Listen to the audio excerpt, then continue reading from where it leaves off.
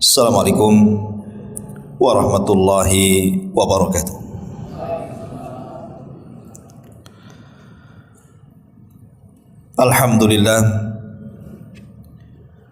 Alhamdulillahilladzi hamdan katsiran tayyiban mubarakan fih kama yuhibbu rabbuna wa yarda. Asyhadu an la ilaha illallah wahdahu rabbi la syarika lah wa asyhadu anna Muhammadan abduhu wa rasuluhu alladzi la nabiyya ba'dah. Amma ba'du. Faqala Allahu azza wa jalla ya ayyuhalladzina amanu taqullaha haqqa tuqatih wa la tamutunna illa wa antum muslimun. Fa inna asdaqal hadithi kitabullah wa khairal huda huda Muhammadin sallallahu alaihi wasallam wa syarrul umuri muhdatsatuha wa kullu muhdatsatin bid'ah wa kullu bid'atin dhalalah wa kullu dhalalatin finnar. Alhamdulillah, di malam hari ini kembali kita bisa duduk di Masjid Muhajirin. Tak lupa salawat dan juga iringan salam kita hadiahkan kepada Rasul kita Nabi besar Muhammad sallallahu alaihi wasallam. Pembahasan di malam hari ini masih membahas qasasul anbiya, kisah-kisah para nabi. Dan malam ini kita akan mengambil ibrah dan pelajaran dari doa yang dipanjatkan Nabi Allah Ibrahim alaihi salatu wassalam yang terdapat dalam surah Ibrahim ayat 35 sampai 41. A'udzubillahi minasyaitonir rajim. Bismillahirrahmanirrahim. Wa idh qala Ibrahim Rabbi ij'al hadzal balada amina wajnubni wa baniya an na'budal asnam. Rabbi innahunna adlalna katsiran minan nas faman tabi'ani fa innahu minni wa man asani fa innaka ghafurur rahim. Rabbana innaka ta'lamu ma nukhfi wa ma nu'lin wa ma yakhfa 'ala Allahi min syai'in fil ardi wa la fis sama'. Alhamdulillahilladzi wahabali 'alal kibari Ismaila wa Ishaqa rabbi inna rabbi lasami'ud du'a. Rabbi ij'alni muqimas salati wa min dzurriyyati rabbana wa taqabbal du'a. Rabbana ighfirli wa liwalidayya walil mu'minina yauma yaqumul hisab. Dan ingatlah ketika Ibrahim berdoa, ya Tuhan, jadikanlah negeri Mekah ini negeri yang aman, dan jauhkanlah aku beserta anak cucuku agar tidak menyembah berhala. Ya Tuhanku, berhala-berhala itu telah menyesatkan banyak dari manusia. Maka barang siapa yang mengikutiku, maka orang itu termasuk golonganku. Dan barang siapa yang mendurhakaiku, maka engkau maha pengampun lagi maha penyayang. Ya Tuhanku, sesungguhnya aku telah menempatkan sebagian keturunanku di lembah yang tidak mempunyai tanaman-tanaman di dekat rumahmu Baitullah yang sangat dihormati. Ya Tuhanku, agar mereka melaksanakan salat, maka jadikanlah hati sebagian manusia cenderung kepada mereka, dan berilah mereka rizki dari buah-buahan, mudah-mudahan mereka bersyukur. Ya Tuhanku, sesungguhnya engkau mengetahui apa yang kami sembunyikan dan apa yang kami tampakkan, dan tidak ada satupun yang tersembunyi bagi Allah, baik yang ada di bumi maupun yang ada di langit. Segala puji bagi Allah yang telah menganugerahkan kepadaku di hari tuaku ini Ismail, Ishak. Sungguh Tuhanku benar-benar maha memperkenankan doaku. Wahai Tuhanku, jadikanlah aku dan anak cucuku orang-orang yang tetap melaksanakan salat, Ya Tuhanku, perkenankanlah doaku. Ampunilah aku dan kedua bapakku dan kedua ibu bapakku dan semua orang-orang yang beriman kelak pada hari diadakan perhitungan pada hari kiamat. Ma'asyiral muslimin yang dimuliakan Allah Subhanahu wa taala. Sebelum saya membahas doa Nabiullah Ibrahim alaihi salatu wassalam, kita tahu bahawa Nabiullah Ibrahim yang sudah saya jelaskan biografinya sedikit ketika kita menjelaskan tentang sirah Nabiullah Ibrahim alaihi salatu wassalam, itu ada hubungan erat dengan umat Islam. Jadi Nabi Ibrahim itu punya hubungan yang sangat dekat dengan umat Islam. Saking dekatnya kita sering membaca dalam tasyahud setiap solat kita, baik solat wajib ataupun solat sunnah. Tasyahud kita membaca salawat Ibrahimiyah. Allahumma salli ala Muhammad wa ala ali Muhammad. Sebuah pertanyaan, kenapa ketika kita tasyahud kemudian kita menyebut-nyebut nama Ibrahim? Kenapa nama Ibrahim disebut-sebut dalam salawat Ibrahimiyah, dalam setiap tasyahud yang selalu kita baca dalam salat kita?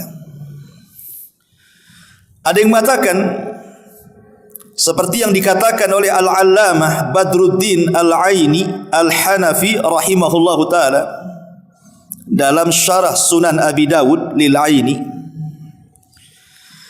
Kenapa kemudian hanya Ibrahim saja yang disebut dalam tasyahud setiap salat kita? Bukankah para nabi banyak? Kenapa tidak disebut Musa umpamanya, yang jelas-jelas nabi yang masyhur dari nabi-nabi Bani Israel? Atau Nabi Isa yang dekat dengan Nabi kita Muhammad sallallahu alaihi wasallam, atau nabi-nabi yang lainnya? Kenapa mesti Ibrahim? Beliau mengatakan alasannya karena Nabi sallallahu alaihi wasallam pernah melihat pada malam Isra Mi'raj semua para nabi dan semua para rasul, baik yang solat di belakang dia di Masjidil Aqsa atau dalam peristiwa Mi'raj di mana setiap tingkatan di langit, baik langit pertama, kedua sampai ketujuh, Rasul dipertemukan dengan para nabi. Tapi satu-satunya nabi yang mengucapkan salam kepada Nabi sallallahu alaihi wasallam dan kepada umat Islam hanyalah Nabi Ibrahim. Jadi satu-satunya nabi yang ditemui Rasul dalam peristiwa Isra Mi'raj itu yang mengucapkan salam kepada Nabi sallallahu alaihi wasallam juga mengucapkan salam untuk umatnya. Maka sebagai bentuk berterima kasih Nabi sallallahu alaihi wasallam kepada Ibrahim karena mendoakan umatnya, makanya Rasul menganjurkan dalam setiap tasyahud salat kita membaca salawat Ibrahimiyah. Ini alasan yang disebut oleh Al-Allamah Badruddin Al-Aini Al-Hanafi dalam kitabnya Syarah Sunan Abi Dawud lil Aini. Adapun alasan yang dikemukakan ulama yang lain seperti Al-Imam Ibn Utsaimin ketika ditanya kenapa nama Ibrahim itu yang dikhususkan dalam tasyahud,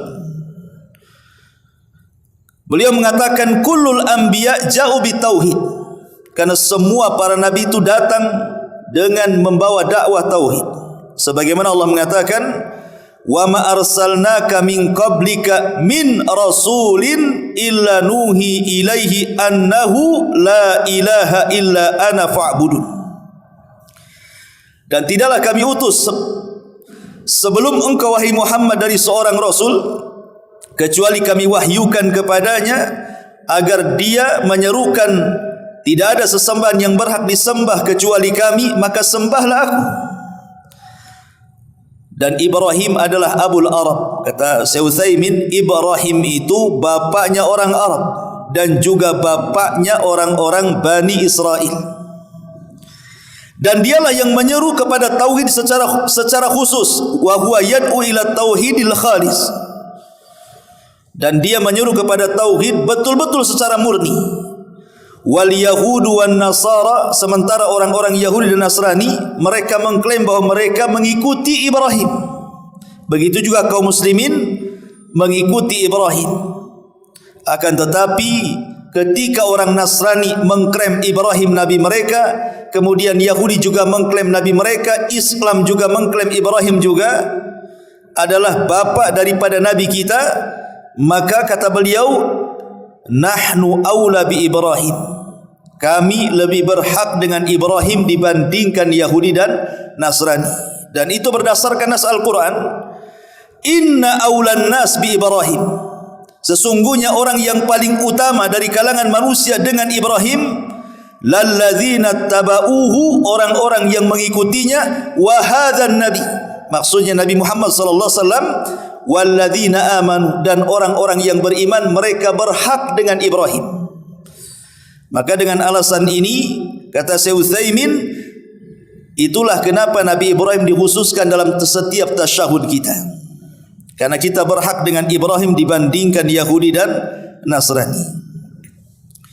Taib, ma'asyiral muslimin yang dimuliakan Allah Azza wa Jalla, doa Nabi Ibrahim ini sebenarnya ada hubung kait dengan surah Al-Baqarah yang sering kita baca, di mana Allah Subhanahu wa taala berfirman dalam surah Al-Baqarah, wa idh yarfa'u Ibrahimul qawa'ida minal baiti wa Ismail, dan ingatlah ketika Ibrahim meninggikan pondasi Baitullah bersama Ismail. Ma'asyiral muslimin yang dimuliakan Allah Azza wa Jalla, kita tahu bahwa Ibrahim beliau tinggal di Palestina. Al-Quran sendiri tidak menyebutkan 5 kalinya, cuman yang tersirat dari Al-Quran dan juga sunnah, di sebuah lembah yang tidak ada tanaman, tidak ada air, tidak ada manusia, hanya diberikan air sedikit untuk bekal minum dan sekeranjang kurma yang hanya bisa dimakan 1, 2 hari, 3 saja. Paling lama 3 hari sudah habis itu bekalnya, air putih dan kurma saja. Kemudian Ibrahim setelah mengantarkan Hajar, teriak-teriakan ketika itu, "So meninggalkan aku di tempat ini, di tempat." Tapi Ibrahim tidak menengok sedikit, mengatakan, kalau ini perintah Allah, idzan lan yudai. Ibrahim yang pertama, kemudian Ibrahim pergi. Kemudian zipinya dia menyembelih Ismail. Adalah wahyu. Perintah itu mimpinya. Maka Ismail mengatakan, ya abati, ziarah Ibrahim yang kedua. Ziarah Ibrahim yang ketiga. Maka kemudian Ibrahim pun beryir atabata babik, ganti itu rumah tangga yang menuju kalinya. Ingin memastikan lagi istrinya Ismail dibaikan oleh istri keduanya. Ismail mengatakan, dari Palestina ke Mekah. Kemudian menemui Ismail yang kelima, disinilah terjadi pembangunan. Ma'asyiral muslimin yang dimuliakan Allah Subhanahu wa taala, kembali kepada doa yang disebutkan dalam surah Ibrahim ayat 35-34 yang tadi saya baca di awal. Setelah Nabi Ibrahim alaihi salatu wassalam kemudian meninggalkan Hajar dan hendak pergi ke Palestina, Nabi Ibrahim itu kemudian menjauh dari Hajar ketika Hajar sudah tidak bisa dilihat, dan Hajar juga tidak bisa melihat Ibrahim karena Ibrahim sudah jauh melangkah.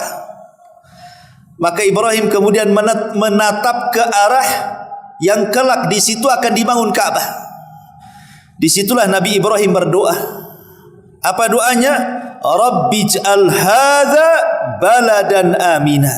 Ya Allah, jadikan negeri Mekah ini negeri yang aman. Subhanallah. Doa Nabi Ibrahim Allah Subhanahu wa taala kabulkan. Negeri Mekah adalah negeri yang sangat aman. Ketika kita membahas surah Quraisy, apa kata Allah? Li'ila fi Quraisyin ila fihim rihlatash shita'i was-saif falyabudu rabb hadzal bait alladzi at'amahum min ju'in wa amanahum min khauf. Alladzi at'amahum, di mana Allah Subhanahu wa taala sudah melimpahkan rizki kepada mereka dari kelaparan, dan Allah berikan rasa aman dari ketakutan. Dan itu bentuk doa Ibrahim. Bagaimana ceritanya? Jadi ketika Abrahatul Asram, ma'ruf kisah Abraha ya, yang datang dengan pasukan gajah dari Yaman, kemudian hendak merobohkan Ka'bah, tapi kemudian dihadang oleh tentara Allah dari burung-burung laut yang disebut dengan ababil, diserang oleh. Makanya mereka berjalan ke sana kemari pun mereka tidak akan. Makanya Allah berikan dua nikmat, aman di perjalanan dan bisnis mereka lancar. Akhirnya banyak makanan yang mereka makan sehingga tidak ada orang yang kelaparan. Dan jadi negeri yang aman. Dan subhanallah sampai hari ini Mekah itu kan negeri yang kering kelontang, ikhwan. Kalau negeri kita ini dilempar kayu aja tumbuh. Kalau di negeri Mekah dilempar kayu jadi kayu bakar. Gak akan tumbuh. Kita lempar biji, cobalah lempar biji-biji apa, gak akan tumbuh di sana itu. Tetapi lihat, walaupun tidak ada yang tumbuh di sana, makanan apa yang tidak ada di sini semua ada di sana. Buah-buahan yang ada di sini semua ada di sana. Dan menjadi negeri kaya itu. Itu semua berkat doa Nabi Ibrahim alaihi salatu wassalam, Rabbi ij'al hadha al-balada amina. Ini yang pertama. Kemudian yang kedua, wajnubni wa baniya an na'budal asnam. Ya Allah, jauhi aku serta anak cucuku agar jangan sampai menyembah berhala. Dan ini penting. Kita setiap orang tua wajib menanamkan tauhid di keluarga. Makanya Luqmanul Hakim dia mengumpulkan, tusyrik billahi inna syirka la dzulmun adzim. Wahai anakku, jangan kau sekutukan Allah ya, karena kesyirikan itu kezaliman yang sangat besar. Maka apa yang dilakukan para nabi? Mereka mendakwahkan tauhid di lingkungan keluarga dulu, dan harusnya kita juga demikian.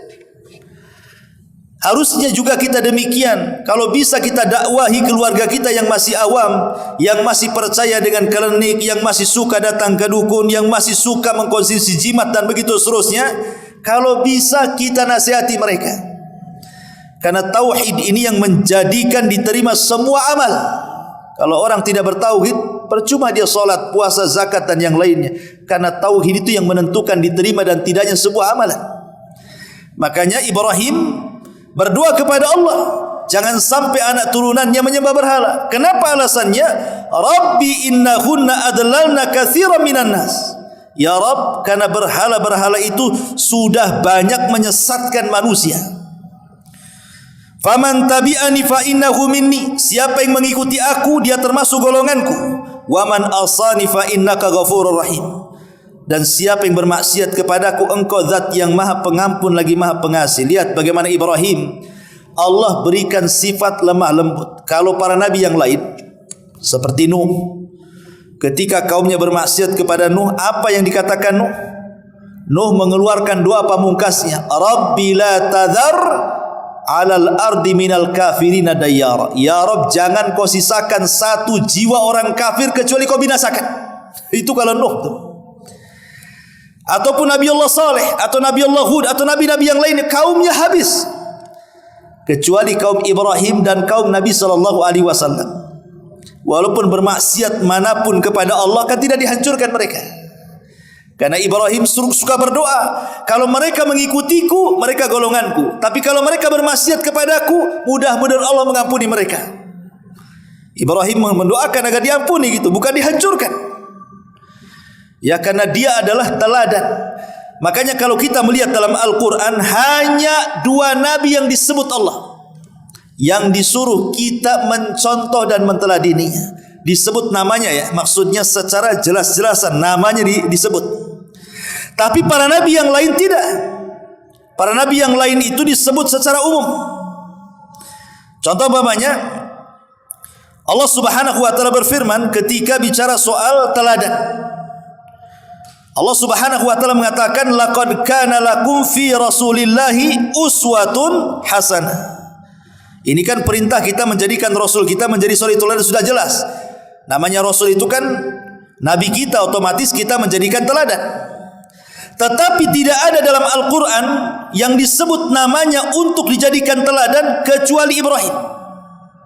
Makanya Allah Subhanahu wa taala mengatakan dalam Al-Quran, tepatnya di surah Al-Mumtahanah ayat keempat, qad kana lakum uswatun hasanatun fi Ibrahim.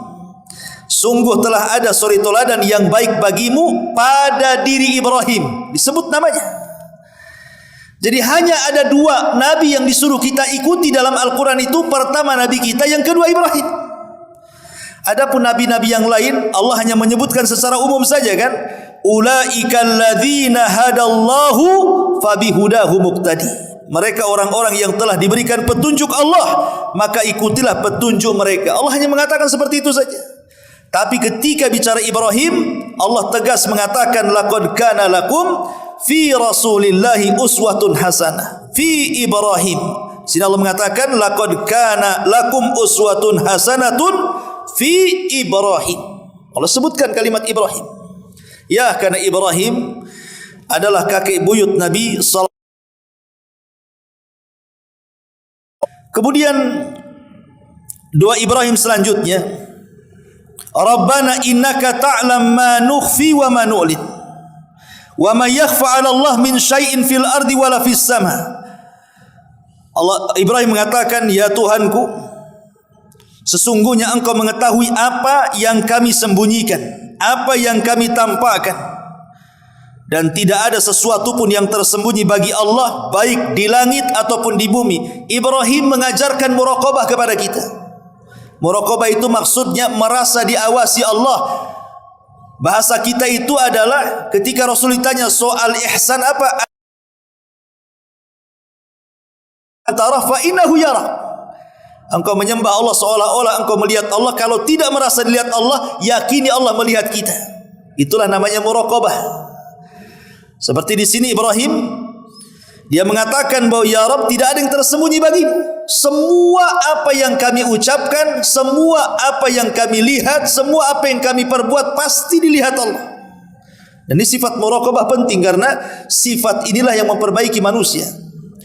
Kemudian setelah itu Ibrahim mengatakan alhamdulillahilladzi wahabali 'alal kibari Ismaila wa Ishaq inna rabbi lasami'ud du'a. Segala puji bagi Allah yang telah memberikan kepadaku ketika di masa tuaku keturunan Ismail dan Ishak, dan Rabbku sungguh maha mendengar doa. Artinya Ibrahim tidak pernah putus asa untuk meminta keturunan kan. Kan sudah lama dia menikah dengan Sarah itu, tidak kunjung diterima berdoa, tidak kunjung dikabulkan doanya dan keturunan. Baru setelah tua tuh dia menikah. Rabbi ij'alni muqimas shalah wa min dzurriyyati rabbana wa taqabbal du'a. Wahai Tuhan kami, jadikan aku orang yang senantiasa tegak menegakkan salat dan termasuk anak turunanku. Ini penting ya, ini saya enggak akan bahas agak panjang lebar. Nabi Ibrahim alaihi salatu wasallam meminta kepada Allah agar dia termasuk hamba yang senantiasa rajin melaksanakan salat, bukan hanya dirinya dan anak turunannya. Maka harusnya kita juga, karena ada sebagian orang tua yang mengeluh, Ustaz, saya ini punya anak, pengen anak saya ini rajin salat, tapi boleh jadi karena dari kecil tidak saya didik, sekarang sudah remaja bahkan sudah menginjak dewasa, paling sulit suruh salat itu, apalagi salat subuh. Bagaimana caranya supaya anak kita ini cinta dengan salat? Ma'asyiral muslimin yang dimuliakan Allah Subhanahu wa taala, tentu ada beberapa hal yang harus diketahui kata ulama. Pertama, al-isti'anatu billahi wad du'a'u lahu. Cobalah kalau anak kita ini sulit untuk melaksanakan salat, minta pertolongan kepada Allah dan berdoa kepada Allah. Karena kalau seandainya kita tidak meminta pertolongan Allah, maka selamanya anak kita tidak akan sholat. Jangankan anak kita, kita saja kalau tidak dapat pertolongan Allah tidak mungkin hadir di sini. Siapa yang menggerakkan kaki antum ke Masjid Muhajirin kalau bukan karena Allah? Coba. Maka meminta pertolongan kepada Allah dalam setiap perkara itu harus, karena tanpa pertolongan Allah kita tidak mungkin bisa bergerak kemana-mana. Kita tidak bisa solat, kita tidak bisa puasa, kita tidak bisa baca Quran. Semua amalan yang kita lakukan itu tidak lepas dari pertolongan Allah. Maka karena doa itu bagian dari mengetuk pintu langit. Coba bayangkan kalau saya boleh analogikan begini, ikhwan. Antum benci dengan saya dan saya benci dengan antum. Kalau antum datang ke saya sementara saya benci kepada antum, kira-kira kalau antum menggedor pintu rumah saya buka enggak? Enggak saya buka, karena saya enggak suka dengan antum. Tapi kalau tiap hari antum datang, digedor pintunya, lama-lama dibuka enggak? Dibukalah, bising. Siapa sih kok gedor-gedor terus? Lama-lama kan dibuka. Kemudian dibuka mungkin masih marah. Ngapain kau ke sini? Umpamanya kan. Tidak, saya meminta maaf. Enggak ada maaf. Besoknya datang lagi, gedor pintu lagi, malas buka. Akhirnya dibuka, minta apa? Kira-kira kita maafkan enggak orang itu? Kalau terus dia lakukan seperti itu, ya pastilah kita lama-lama kasihan juga kan. Lama-lama yang dimaafkan lah. Nah mungkin kita tertutup hatinya. Orang gila. Itu kepada manusia tuh. Maka kepada Allah subhanahu wa ta'ala mimbabil aula, lebih utama lagi. Karena Allah itu maha pengampun, maha penyayang, maha segalanya. Jadi kalau seandainya anak kita itu nakal senakal-nakalnya, suruh sholat tidak mau, cobalah minta kepada Allah, berdoa agar anak kita dapat hidayah. Kalau kita ketuk terus pintu langit, ya Allah berikan kesadaran kepada anakku, nanti akan datang kesadaran itu. Kalau setiap hari pintu langit dibuka, diketuk, maka Allah subhanahu wa ta'ala pasti akan mengabulkan doa kita. Terutama kalau kita berdoa di waktu-waktu yang mustajab, di sepertiga malam, di malam Lailatul Qadar, dan begitu seterusnya. Ini yang pertama. Yang kedua, hendaklah seorang orang tua itu menjadi qudwatan li abna'in fis shalah. Jadi contoh. Kalau anak kita ingin sholat, orang tua harus sholat. Kalau orang tua tidak sholat, nyuruh anaknya enggak sholat, apa kata dunia? Bapak aja tak sholat, nyuruh-nyuruh aku pula sholat. Bagaimana kalau seandainya anaknya ngomong begitu kan? Makanya setelah kita meminta pertolongan oleh anaknya kan, lama-lama kan kalau orang tuanya sholat, dia bisa berhujah. Nak sholat, lihat bapakmu sholat. Bapakmu ke masjid, masa kau tak sholat tak ke masjid? Adalah hujah kita kepada anak kita. Ini yang kedua. Yang ketiga, zikru ahaditsin Nabi sallallahu alaihi wasallam fi amri salati wa fadliha.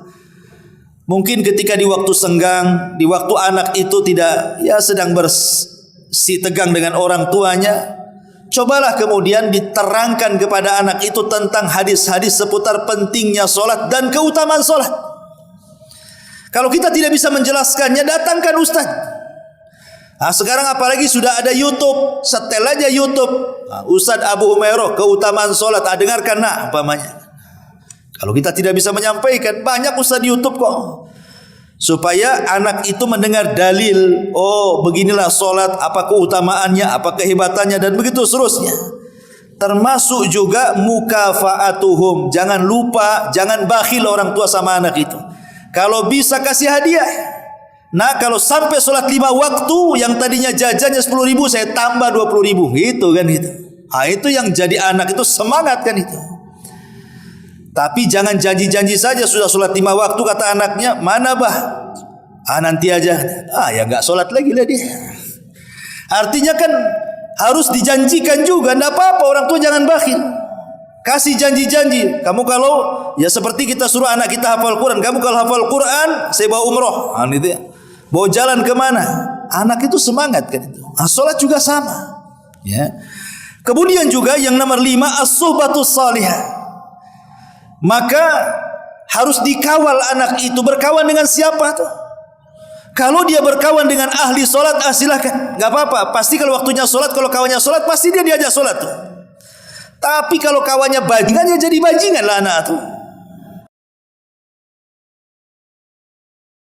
Sembarang-sembarang kan gitu. Solat nggak dia? Begitu. Pertanyaannya itu solat nggak dia? Sebelum pertanyaan yang lain, tanya solat nggak itu kawanmu? Kalau tak solat, jangan berkawan dengan dia. Jadi ini penting memilihkan teman yang baik. Kemudian yang terakhir, as-salatu rahatun wa tuma'ninatun. Jadikan anak itu diberikan sebuah penjelasan bahwa solat itu sebenarnya ketenangan. Ya. Ketenangan solat itu. Makanya Nabi SAW dikisahkan oleh Aisyah radhiyallahu anha, kana Nabi SAW idza hajabahu amrun fazia ila salat. Rasul itu kalau ada masalah langsung salat. Dan setelah salat terurai masalahnya, jadi tenang. Ya. Makanya orang-orang salaf dulu itu sampai-sampai saya lupa ulama tabi'in namanya. Lupa namanya. Ada ulama tabi'in. Itu sedang salat, tiba-tiba gempa, sepertiga masjid itu, 2/3 masjid roboh. Jamaah bubar kemana-mana, ketakutan. Ini yang tabi'in ini sholat aja, tidak peduli dengan gempa dia. Ketika sudah salam, assalamualaikum, baru dia kaget, ada gempa nih katanya. Saking khusyuknya, dia tidak merasakan gempa gitu maksudnya. Sebenarnya kan tidak boleh. Kalau kita tahu ini gempa kan harus batalkan solat kemudian keluar, karena menjaga jiwa lebih penting dibandingkan solat. Ya, tapi kenapa yang satu ulama tabi'in dibatalkan solatnya? Bukan tidak batalkan solat, tidak tahu kalau diajari solat. Ya, kalau anak laki-laki datang ke masjid kecuali rese lah. Kalau sudah jangan nasihati, ajari. Sekali-kali bawa, sekali-kali tidak, sekali-kali bawa, supaya dia terbiasa. Dan mungkin bapaknya dulunya kayak gitu tuh. Katakan muru auladakum bis salati wa 7 tahun kita sudah cerewet sampai di usia wadribuhum wa hum abna'u asyrin. Orang di usia 10 tahun masih tidak mau sholat. Apalagi subuh tuh, wah paling malas itu. Boleh dipukulnya tuh. Tapi antum dipukul pakai gagang sapu. Maksudnya memukul di sini artinya adzarb yang sifatnya itu mendidik. Ya, pukulan kecil seperti sayur yang antum kasih garam lah. Gimana kalau sayur kan nggak mungkin antum garam sekilo dimasukkan, asin semua sayurnya. Ambil garam sikit saja ke sayur, yang penting pelezat. Maksudnya pukulan kecil kepada anak, yang penting mendidik gitu. Bukan disabet pakai sapu gitu ya. Ke rumah sakit itu. Jadi ini yang pertama. Yang kedua, an yakuna ghaira syadid. Tidak boleh keras dan tidak boleh menyakiti. Dan tidak boleh memukul di bagian-bagian wajah. Dan juga pukulan itu hanya sebatas sebelum dipukul hendaklah ada wa'i dulu, ancaman. Kalau tak sholat saya pukul. Bahkan Rasul mengatakan alikus saut, disuruh pukul alat pukul itu kata Rasul tempel di dinding. Itu Rasul yang mengajarkan. Tempel itu pecut itu di dinding. Jadi kalau nyuruh anak sholat atau pecut, gitu maksudnya. Sholat atau itu, gitu. Tapi jangan hanya sekedar ancaman saja, betul-betul ancaman dilakukan, diambil pecutnya, sholat kamu, gitu maksudnya, tempel lagi. Ya kalau hanya diancam-ancam, ya biasa aja, nggak peduli dia. Jadi ancaman pun harus dilakukan, tapi sekali lagi bukan dalam rangka menyakiti, hanya sekedar mendidik saja. Intinya bahwa di sini ini penting, ini masuk di parenting ya, ilmu parenting.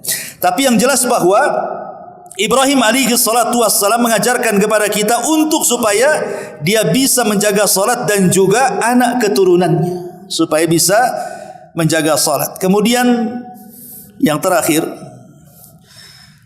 Nabi Ibrahim alaihi salatu wassalam berdoa kepada Allah Subhanahu wa taala agar dia dan juga kedua orang tuanya diampuni oleh Allah Subhanahu wa taala. Tapi sayang, orang tua Ibrahim kan kafir. Azar itu kafir. Kenapa Azar itu kafir?